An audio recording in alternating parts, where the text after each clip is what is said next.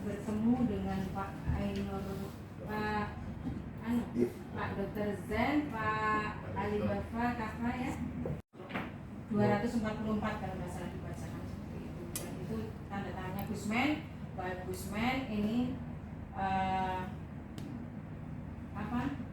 memohon itu untuk tambahan anggaran sejumlah 108.000 guru dengan 1,8 sekian T, 1,819 T. Nah, dari situ alhamdulillah KSP kita sudah, kalau KSP ini kan kita harapannya hanya dukungan ya, rekomendasi, karena beliau tidak ada decision makernya di situ. Akhirnya kita karena sudah diterima oleh Kemenkyu, itu kita bergeser ke Kemenkyu karena kita ingin menanyakan sejauh mana pergerakan surat tersebut. Begitu. Akhirnya kita bergeser ke Kemenkyu, Pak. Kita diterima oleh Pak Ridwan dan Pak Jamaluddin sebagai Direktur Perencanaan Keuangan Kemenkyu. Beliau alhamdulillah menerima kita dengan baik, meskipun Bu Sri Mulyani tidak bisa menemui kita ya. Jadi Pak Jamaluddin di situ menyatakan benar memang per tanggal 16 Juni kita sudah menerima surat dari Gusmen bahwasanya isinya tentang permintaan anggaran tersebut. Terus kita menanyakan, kenapa Pak? Setelah itu tidak lanjutnya bagaimana? Loh, kita nggak bisa serta-merta menurunkan anggaran tersebut, harus ada mekanismenya. Keuangan ini punya SOP begitu. Kita tanya SOP-nya bagaimana Pak? Apa yang harus kita lakukan untuk mendorong itu agar segera cair? Hanya satu sebenarnya, ini memang sekali, dan kita memang sudah ada tindak lanjut ke Kemenak begitu. Jadi kita meminta kalau kita mengeluarkan anggaran itu harus ada satu data valid yang harus dipunyai, disertai menjadi lampiran untuk mengeluarkan anggaran tersebut. Apa itu Pak? Kita tanya, kita kerja. Ya SK impasing kalian. Jadi begitu ada SK impasing kalian itu kita akan bayarkan. Dan kita tanya itu berulang-ulang, apa benar seperti itu? Hanya butuh SK impasing. Nah, soalnya informasi yang kita dengar, kalau menerbitkan SK impasing itu nunggu anggaran dulu baru cair, kan begitu? Ternyata menurut Kemenkyu itu biasa. Kalau Kemenkyu dikambing hitamkan itu biasa. Tapi yang sesungguhnya adalah kita mengklarifikasi di sini.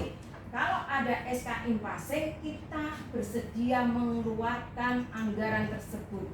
Bahkan kita tanya, berapa yang dipunyai uang anggaran tersebut. Insya Allah di tahun ini semua yang dimintakan sama Gusmen ini bisa kita penuhi. Alhamdulillah. Dan itu menjadi angin segar bagi kita.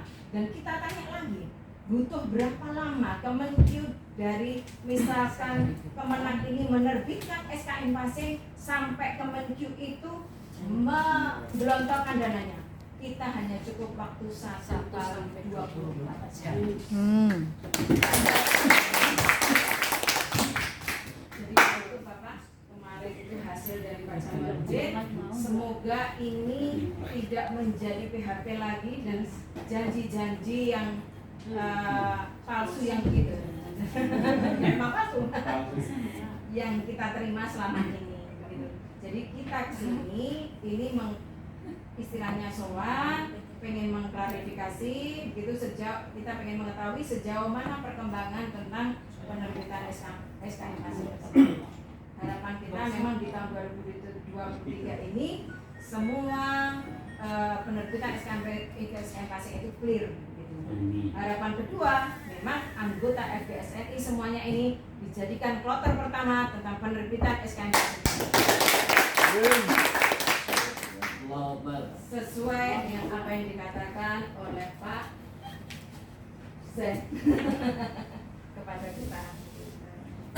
Itu memang didukung oleh tim Bandar, kita sendiri memang meminta data kepada kita yang berjuang harusnya kita paling tidak layak lah untuk diperhitungkan mendapatkan prioritas penerbitan SK pertama kita. Jadi terima kasih Bapak, hanya itu yang bisa saya sampaikan pada siang hari ini. teman-teman yang mau menambahkan? Cukup, Pak Ketum mungkin mau menambahkan? Cukup? Dirasa cukup? Jadi itu pada intinya seperti itu Pak. Jadi kita ingin Kemenak ini cepat menerbitkan SKM pasif. Kalau pengen lembur, kita siap bantu lemburnya. Meskipun bantunya lewat doa atau ngasih kopi biar cepat melek, aja ini begitu. Begitu Pak, terima kasih. Wabillahi taufiq wal hidayah. Wassalamualaikum warahmatullahi wabarakatuh. Oke, jadi intinya sebenarnya hampir sama dari dulu ya. Ya permasalahan-permasalahan seperti ini memang kalau saya pribadi yang punya negara dan dulu saya nggak ada. Bukan sih sekarang nunggu pusing. Nah kan artinya seperti itu ya. Nah ini kan negara, ya kan. Nah pernah pas. Oke, mungkin kita dengar dulu kaitan dengan sejauh mana sih. Atau mungkin sebelum itu Pak Rafiq juga akan menjelaskan kaitan dengan ini kan kurang lebih kalau kita tinggi ke dalam 8 tingkatan buruh secara umum ya. Di 8 ya, Rafiq itu gambarannya. Inilah yang harus kita garap semuanya dan harus kita perjuangkan semuanya. Ya kan? Artinya seperti itu. Kan kita juga dalam memberikan keputusan harus punya skala priority. Ya, skala prioritas. Ya kan? Nggak lepas itu. Ya. Jadi monggo Pak Rafiq atau Pak Dodi. Ini Pak Kasih Bab Teku nih. Yang telah dilakukan apa aja sih? Nah, monggo. Terima kasih. Assalamualaikum warahmatullahi wabarakatuh. Hormati Pak Kasubdit, Pak Etas, Pak Erodi, Bapak Ibu semua. Salam kenal, saya Buri. Saya baru 3 bulan lah di sini ya. Terkait mengenai isu impasing sebenarnya. Jangan bilang isu dong Pak. Oh iya. Kayaknya tuh jauh di awang-awang lagi. Ya terkait tema pembahasan kita terkait mengenai impasing dan alhamdulillah pimpinan kita sangat merespon sekali gitu ya. Kami kemarin di tanggal 14-15 itu kita agak kerja cepat ya, sampai jam 1 malam itu saya masih dengan Pak Direktur, Pak Dirjen dan Pak Menteri terkait dengan tanda tangan Pak Menteri di tanggal 16 itu. Kita di 15 malam sampai jam 21 itu kita membuat surat yang harus ditandatangani Pak Menteri dan sampai lembur dan kita tolong ada beberapa penumpang seperti itu untuk mengambilkan surat logo Garuda yang di lantai 2 juga kita kerja di luar gitu kan, dan alhamdulillah pagi sudah bisa kita kirim dan SK-nya sudah sampai KSP Pak? Sudah sampai KSP dan di Kementerian Keuangan diterima di tanggal 19 ya saat itu di sana dan beriringan dengan itu juga kita bersurat juga ke Apip, izin Pak Asisten Lapor kita ke Apip sudah atau untuk mereview terkait mengenai anggaran kita. Ini bagian dari tahapan atau mekanisme usulan anggaran yang biasa dilakukan itu kan. Dan untuk pendataan atau data-data yang diperlukan oleh dari DJA itu insya Allah sudah disiapkan oleh teman-teman dari kita dan kita sampai hari ini dan mungkin baru selesai Pak Rafiq dan Pak Direktur juga tadi rapat dengan DJA ya, dengan Pak Mawan, Pak Jamal, ini kita sudah selesai. Pada prinsipnya kita semua sudah siap menjalankan ini, tapi memang kalau terkait mengenai dari pihak DJA meminta SK, memang SK kita buatkan dari kan kemarin itu Tepuk tangan untuk belum ada kepastian yang secara informal itu. Kemarin ada pertemuan bahwa oke, kita buatkan SK, tapi harus ada jaminan anggarannya. Karena kan takutan di kita juga SK kita terbitkan anggaran belum ada gitu Pak ya. Ya, enggak, kemarin kan seperti itu Pak. Ketakutan kita kan seperti itu. Anggaran kita buatkan SK, tapi dari pihak Kementerian Keuangan itu kan tidak mengalokasikan anggaran. Makanya secara informal sebelum surat masih di ruang itu kan kita ada pembahasan Oke, kita siapkan anggaran dan kita siapkan SKP. Mekanismenya ya seperti ini, kita bersurat antar menteri dengan menteri dan alhamdulillah sudah selesai, kita lakukan. Tinggal kita menunggu tahapan review dari akhir terkait mengenai data-data hukum yang kita usulkan, data ya BNN, BIDES, Bapak Ibu kan kita verifikasi ulang lagi dari pihak aktif juga. Mungkin itu yang bisa saya sampaikan, saya infokan, dan mungkin ada tambahan dari Pak Nur juga. Karena kan beliau sampai hari ini juga tadi kita dengan dia masih terus makanya tadi Pak Nur kita klarifikasi. Saya udah ada gambaran kan Bapak dan Ibu sekalian, ya. Bapak ngomong, membayangkan kan ya memang begitu. benarnya saya masih gambaran. Ya, ini intinya kan kita rasyawirul bil amal. Dalam artian isbiru rasyawirul, ya kan? Artinya kita negara, bukan kelas RT, ya kan? Nah ini ada mekanisme dan sebagainya. Jadi udah dikasih gambaran, kami nggak diam, ya kan? Kami terus berjuang. Karena saya tahu saya juga orang masyarakat, gitu loh. Saya juga ketua DKM, artinya saya juga ngerti tentang hal ini, ya kan? Oke, mungkin gambaran selanjutnya ini kebetulan adanya di Pak Enropik ya. Nah, dialah yang mengenalkan kaitan dengan ini. Kalau saya nanya ke saya tentang PAK, monggo. Ya, Angkat kredit, angkat kredit. Saya jago bang untuk angkat kredit. termasuk kita ya Ikra. Seluruhnya terutama yang PNS, yang Part A mau ke Part B. Makanya Bapak dan Ibu kalau ya mau ngurusin kredit boleh sama saya. Jadi perumahan. Makanya banyak PNS yang nyari sertifikat itu banyak. Monggo Pak Rofik. Maksudnya akhirnya bisa dicicil. Sertifikat iya sertifikat. Silakan Pak Rofik. Oke, terima kasih. Assalamualaikum warahmatullahi wabarakatuh.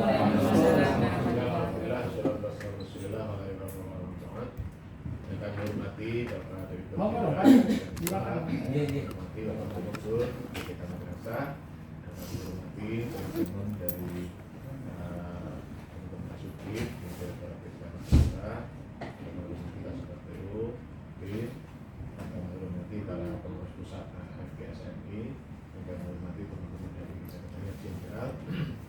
Alhamdulillah pada pagi hari ini kita bisa bertemu, berkumpul kembali. Kalau mungkin sebagian di antara ini sudah berkali-kali ketemu.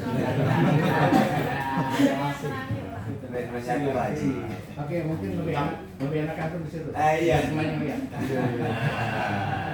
Kan ya, ini kan calon juga direktur. Ya.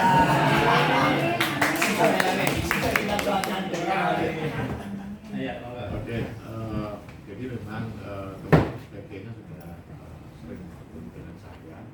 Saya kira perjuangan kawan-kawan ini kayaknya sudah menuju pada sampai buahnya. Amin. Karena Bapak Ibu sudah berjuang, kalau tidak salah itu memang ketemunya ini kan seringnya kan di tahun 2021, 2022. Tapi sebenarnya di tahun 2018 juga ada kawan-kawan juga bergerak itu. Nah, memang secara regulasi tim asing itu menjadi hak buruh secara regulasi. Cuma memang kadang-kadang regulasi itu kita ini sudah punya yang namanya KMA tentang tunjangan insentif pending. Kita sudah punya regulasinya. Tapi karena ininya tidak ada, ya nggak bisa dilaksanakan apa-apa. Jadi kosong ya Pak? Kosong. Tidak didorong gitu. Iya. Karena belum ada FGSMI-nya. Diinisiasi oleh guru-guru madrasah.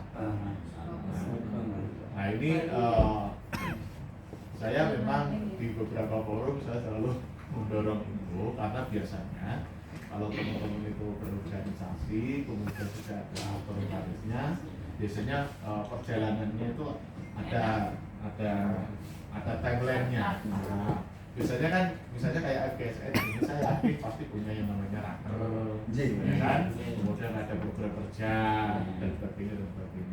Dan itu bagi saya merupakan sesuatu yang baik. Karena memang untuk menuju negara maju itu biasanya organisasi-organisasi yang tercatat di Kementerian dan Kemenkumham itu biasanya istilahnya menjadi organisasi yang beradab, istilahnya gitu. Karena dia pasti ada asasnya, ada tujuannya, ada ADART-nya, itu ada semua. Oleh karena itu memang apa yang dilakukan oleh kawan-kawan semua dan salah satu yang sudah membuat surat itu sudah menjadi kebijakan kita, menjadi kebijakan Kementerian Agama. Siapapun harus mengamankan kebijakan itu, siapapun ya, baik itu Pak Dirjen, Pak Direktur, Kasubag TU atau semua Kasubdit, itu semua harus mengamankan apa yang kita menjadi kebijakan Bapak Menteri Agama kita atau Gusmen kita. Dan seperti yang Bapak Ibu tadi sampaikan di tanggal 16, Gusmen kita sudah mengirim surat ke Pak Ibu Menteri Keuangan, dan jawaban dari Bu Menteri Keuangan insya Allah ada duitnya. Pertama, kesehatan Bu Menteri Keuangan. Jadi Bu Menteri Keuangan biar sehat. Kalau perlu Bapak Ibu membaca ya Mukallibal Qulub. Ini sama persis dengan omongan yang saya sampaikan ketika tunjangan kinerja terhutang itu belum dicairkan. Saya juga ngomongnya begini. Jadi Bapak Guru berdoa, Bu Menteri Keuangan tetap sehat, Pak Menteri Agama sehat. Yang kita lakukan ini semata-mata hanya satu tujuan kita, apa? Peningkatan mutu pendidikan Indonesia di Indonesia. Tujuan kita hanya, saya yakin Bapak Ibu itu tujuannya adalah, nah, ketika Bapak Ibu nanti misalnya Bapak Ibu nanti semoga saja invasinya sudah disahkan, kemudian duitnya sudah cair, Bapak Ibu kinerjanya menjadi semakin baik. Amin. Insya Allah begitu. Oke, saya kira itu ya. Saya kira kita tidak usah berbicara banyak karena memang secara teknis sudah disampaikan oleh Mas Duri. Dan kita tinggal tadi, saya mohon buat kawan-kawan semua berdoa, karena kekuatan doa itu tidak ada yang menghalangi, tidak ada yang melawan, tidak ada yang bisa melawan. Kalau misalnya Bu Menteri Keuangan sudah diberi ya Mukallibal Qulub, sudah siap tahu, jadi hatinya sudah terbuka. Kalau pada khusus itu gampang. Ayo disiapkan anggarannya. Insya Allah bisa. Ini sama persis dengan yang kami lakukan di tunjangan kinerja terhutang, Upin terhutang. Waktu itu kita memperjuangkan angka 3,1. Memang untuk insentif ini, itu insentif sama tunjangan khusus yang ada di daerah khusus itu sebenarnya kan anggaran TPG. Aslinya Sebenarnya anggaran TPG. Cuma memang di tahun 2018, 2019 ini saya feedback ya. 2018, 2019 itu anggaran TPG itu selalu kurang Pak. Setiap tahun itu selalu kurang. Ada kurang 150 miliar, ada kurang 200 miliar. Tapi menjelang tahun 2020 itu sudah mulai mengalami impas ya, katanya impas ya. Impas. Mengapa impas? Karena di tahun 2018-2019 itu antara yang sudah mendapatkan impasif dengan yang belum mendapatkan impasif itu lebih banyak yang sudah mendapatkan impasif, sehingga dia kekurangan anggaran. Nah di tahun 2020 itu sudah mulai yang mendapatkan impasif itu sudah semakin turun karena mereka sudah usia 60. Kalau usia 60 kan sudah nggak boleh dapat lagi. Nah ini sementara yang sudah impasif sudah usia 60 menghilang, sementara teman-teman kita yang mengikuti PPG kemudian mereka lulus, mereka baru dan mereka tidak impasif, termasuk Bapak Ibu semua ini. Termasuk Bapak Ibu semua ini itu kan dapatnya hanya 1,5. Nah padahal anggaran kita kan selalu sama, sehingga kebutuhan anggaran semakin turun. Nah itu tahun 2020 sudah impas. Kemudian tadi pada waktu DCA tadi kita rapat dengan DCA, ternyata tahun 2021 itu sudah sisa tapi tidak banyak. Di tahun 2022 berarti kan sudah lewat kan? Itu ternyata sisa 51 miliar untuk TPG non PNS. Makanya tadi di forum saya menyampaikan itu bisa terjadi karena kita tidak memproses invasi kita. Kita tidak memproses invasi kita. Makanya kalau semoga saja ini nanti berhasil dengan total semua ini kita SK-kan semua, harapan saya setelah ini jadi nanti bagi teman-teman yang baru PPG kemudian mereka sudah mendapatkan MSG, nanti langsung diproses impasingnya biar tidak jegal di belakang.